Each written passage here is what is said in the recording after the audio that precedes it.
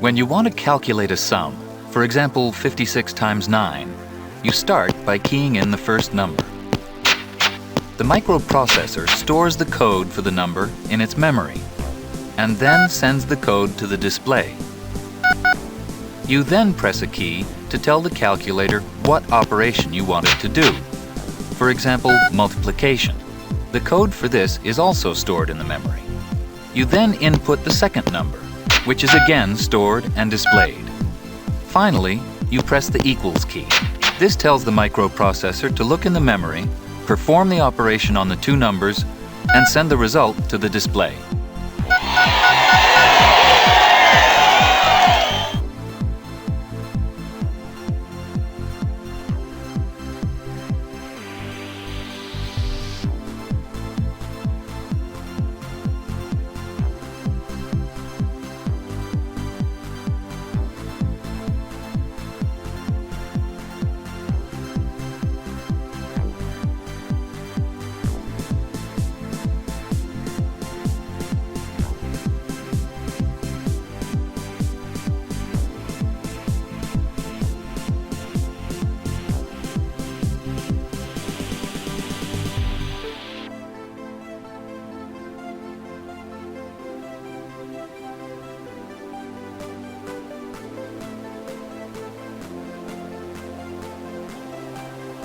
Light hitting atoms in the p-type layer freeze electrons.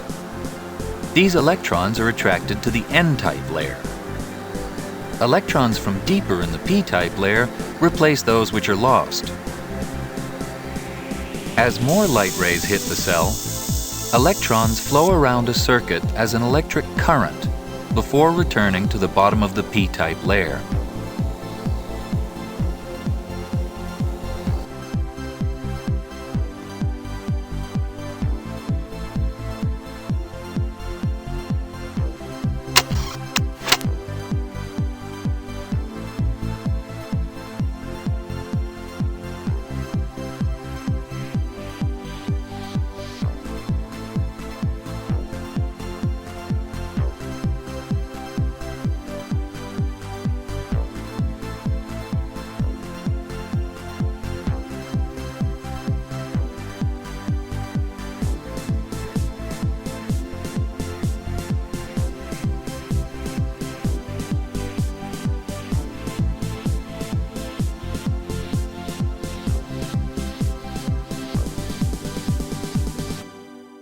Normal light falling on the display is polarized as it passes through the front polarizer.